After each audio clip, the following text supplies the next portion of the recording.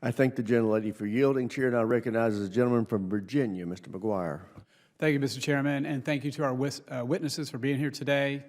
Mr. No, you're doing a great job. I really appreciate what President Trump is doing, what Pete Hegseth is doing to return our military to lethality. We're eradicating the divisive ideologies from our military, and it is working. What I understand is recruitment is up, and I've spoken with soldiers, airmen, and Marines, and others around my district, and even on the southern border, and morale is way up. You know, we wouldn't have a country without our men and women in the military. So for all our service members, all our veterans here, thank you for what you do to keep us safe. It's great to see my Navy SEAL brother, Fleet Master Chief David Ism here today, and I see this as a way to continue service to our country. I think we would all agree that we have many threats at home and abroad, and you guys have covered a lot of territory today, and I'd like to talk about aircraft carriers. I'd like to focus on their role in, Admiral, in your area of operation, area of responsibility.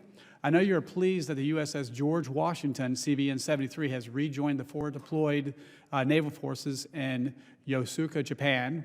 I also note that the USS Carl Vinson, CVN 70, the French aircraft carrier Charles de Gaulle, and the Japanese aircraft carrier Kaga all participated in a recent joint exercise in the Philippine Sea.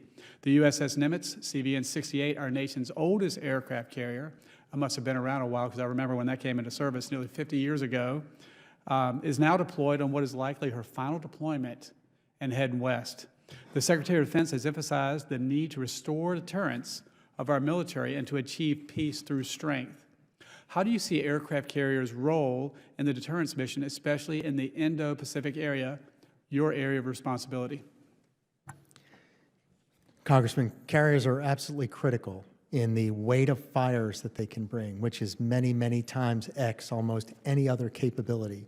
And when knitted together with the rest of the joint force, they're part and parcel of an all-domain force executing every mission from ASW to strike to air superiority. It's a mobile, capable airfield that the enemy would have to work very hard to target. And they work hard to target them because they are so afraid of them.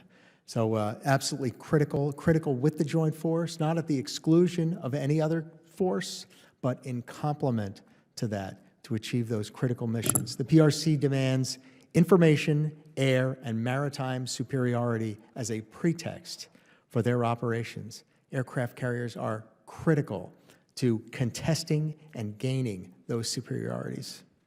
Well, I certainly support those efforts, and Admiral, I'd like to thank you for your response. Mr. Chairman, I'd like to submit for the record a recent U.S. Naval Institute Proceedings article entitled Aircraft Carriers Still Indispensable, written by Admiral Paparo, that provides an excellent summary of the case for aircraft carriers as a cornerstone for our national defense. Without objection, so ordered.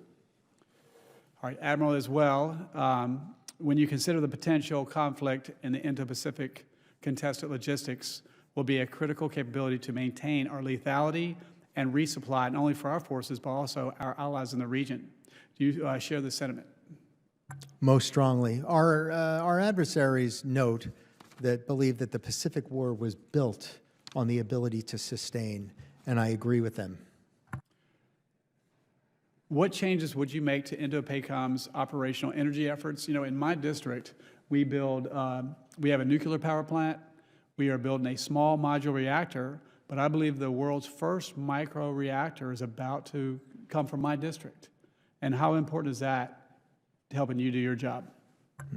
Sir, accepted. I mean, particularly the incredible efficiency of a nuclear reactor, with uranium delivering at its own critical levels 3 million megajoules per power per kilogram. It's incredibly efficient.